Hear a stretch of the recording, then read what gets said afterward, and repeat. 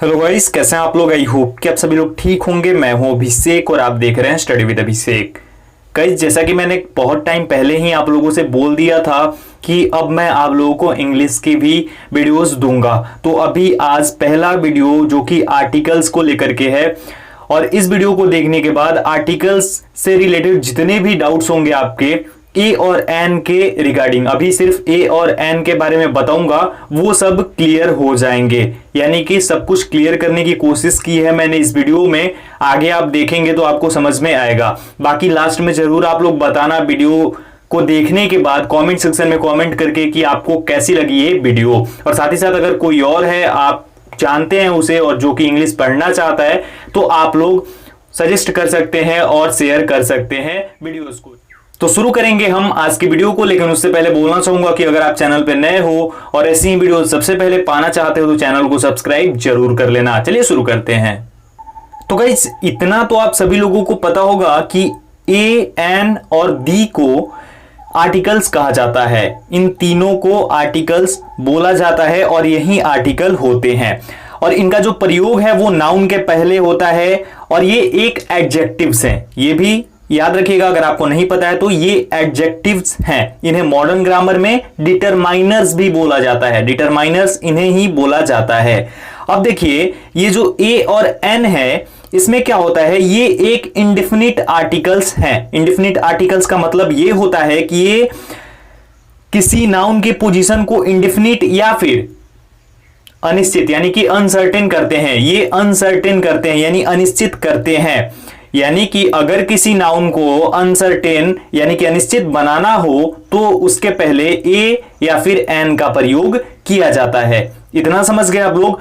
अब अगर हम बात करें, हम बहुत पहले से यानी बचपन से ही कैसे पढ़ते आते हैं, अगर बेसिक से बचपन से हमें सिखाया जाता है कि वोवेल एन जो कि वोवेल साउंड्स के साथ यानी कि ए, ई, आई, ओ, यू, और कॉन्सोनेंट जो है वो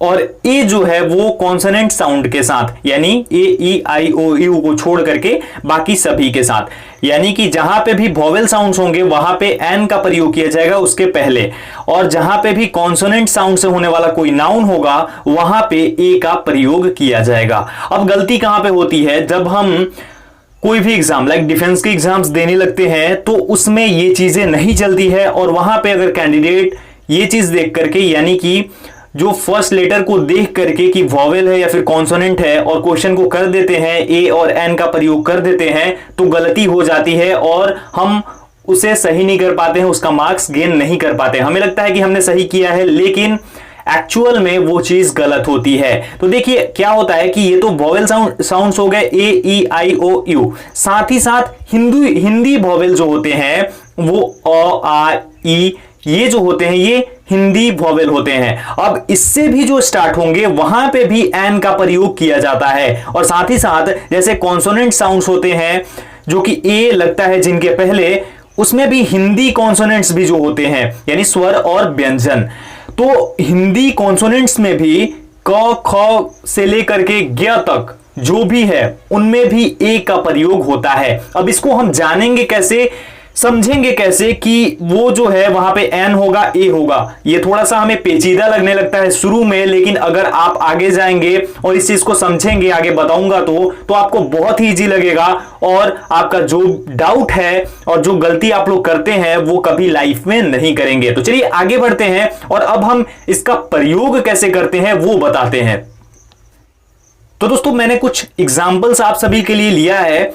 पहला है अम्ब्रेला। अम्ब्रेला यहां पे आप देख रहे हैं, अगर इसको हम हिंदी में लिखें तो आपके सामने है अम्ब्रेला।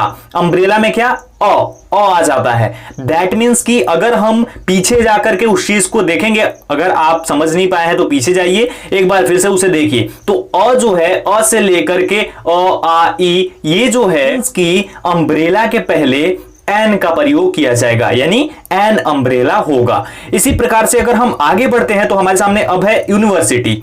अब यहां पे क्या होता था, पहले आपने जरूर किया होगा, ये जहां तक मुझे उम्मीद है, यूनिवर्सिटी इसे देख करके यू है पहले, दैट मीन्स कि इसमें भी एन का प्रयोग होगा और आप ऐसे ही एन का प्रयोग कर देते हैं, लेकिन ये गलत हो जाता है। यहां पे एन का प्रयोग नहीं होगा। अगर हम हिंदी में यूनिवर्सिटी को लिखें तो देखिए कैसे लिखा जाएगा, यूनिवर्सिटी, यानी कि य आ रहा है। दैट मीन्स कि य यानी कि कॉन्सोनेंट, हिंदी का कॉन्सोनेंट साउंड ये है। तो साउंड को ध्यान देना, साउंड को समझना ये बहुत जरूरी है। तो य दैट मीन्स कि ए का प्रयोग होगा, ए यूनिवर्सिटी। अब अगर आगे इसी प्रकार से बढ़े तो ऑरेंज, ऑरेंज है, ऑरेंज में अगर हिंदी में लिखे तो आ रहा है ना, तो ऑरेंज, ऑरेंज में अब सीधा सा हम लोग को पता चल गया कि जो वॉवेल वो जहां पे होगा वहां पे एन का प्रयोग होगा, तो एन ऑरेंज हो जाएगा। नेक्स्ट है हमारा 1 रुपी नोट। 1 रुपी नोट के आगे अगर आप देखें तो वन व और न, आप देख रहे हैं जैसा कि हिंदी में 1 रुपी नोट, तो यहां पे क्या प्रयोग किया जाएगा, ए का प्रयोग होगा, ए 1 रुपी नोट। इसी प्रकार से अगर हम आगे बढ़े थोड़ा और आगे तो ऑनेस्ट मैन, यहां पे हॉनेस्ट नहीं पढ़ा जाता है, ऑनेस्ट पढ़ा जाता है, ऑनेस्ट। हिंदी में क्या होगा, ऑनेस्ट मैन। दैट मीन्स कि ये आ से शुरू हो रहा है, ऑनेस्ट, तो ऑनेस्ट मैन में एन का प्रयोग होगा, एन ऑनेस्ट मैन। इसी प्रकार से है हॉर्स, हॉर्स में यहां पे ए का प्रयोग किया जाएगा। क्यों? क्योंकि ये कॉन्सोनेंट, हिंदी कॉन्सोनेंट साउंड दिखा रहा है और वही है, यानी कि आप देख रहे हैं हॉर्स कैसे लिखा जाता है, तो इस प्रकार से क्या होगा, ह है, दैट मीन्स कि यहां पे ए का प्रयोग होगा। अब आगे बढ़ते हैं, नेक्स्ट है एलिफेंट। एलिफेंट को अगर आप लिखेंगे तो किस प्रकार से लिखा जाएगा, एलिफेंट। तो एलिफेंट में ए अगर आप देखें तो ए क्या है, ए जो है वो एक वॉवेल साउंड है, वॉवेल साउंड है, तो यहां पे एन एलिफेंट हो जाएगा, एन एलिफेंट। अब आगे है नेक्स्ट हमारा, ये ध्यान से देखिएगा, यूरोपियन। यूरोपियन को हम लिखेंगे और बिल्कुल सही तरीके से लिखेंगे हिंदी में तो हो जाएगा यूरोपियन। ई आ रहा है लेकिन वो ई नहीं है, यूरोपियन, यूरोपियन। यह आ रहा है, तो यह आ रहा है, दैट मीन्स कि ये कॉन्सोनेंट, हिंदी का कॉन्सोनेंट साउंड आ रहा है यहां पे, दैट मीन्स कि ये यूरोपियन, ए यूरोपियन यहां पे हो जाएगा, अ यूरोपियन। ठीक है, नेक्स्ट यूनियन। यूनियन है, यूनियन को भी अगर हम ध्यान से लिखें हिंदी में तो देखिए कैसे लिखा जाएगा, हां तो ऐसे लिखा जाएगा। तो यहां पे यूनियन, यूनियन के पहले क्या आ जाएगा, ए आ जाएगा, ए यूनियन या फिर अ यूनियन। इस प्रकार से ईगल है, ईगल, तो ईगल में ई से शुरू हो जा रहा है, यानी कि ये वॉवेल साउंड दर्शा रहा है, वॉवेल साउंड दिखा रहा है, दैट मीन्स कि यहां पे एन का प्रयोग किया जाएगा, एन ईगल। लास्ट में है हेयर। हेयर में क्या है, ह है, दैट मीन्स ये कॉन्सोनेंट साउंड दिखा रहा है, दर्शा रहा है, तो यहां पे क्या हो जाएगा, हेयर के साथ जुड़ जाएगा हमारा ए, यानी कि ए हेयर। तो इस प्रकार से इन चीजों को, इन सवालों को जहां पे भी इस टाइप का नाउन होगा वहां पे प्रयोग किया जाएगा। आगे भी लेकर आऊंगा मैं, ये पार्ट 1 था।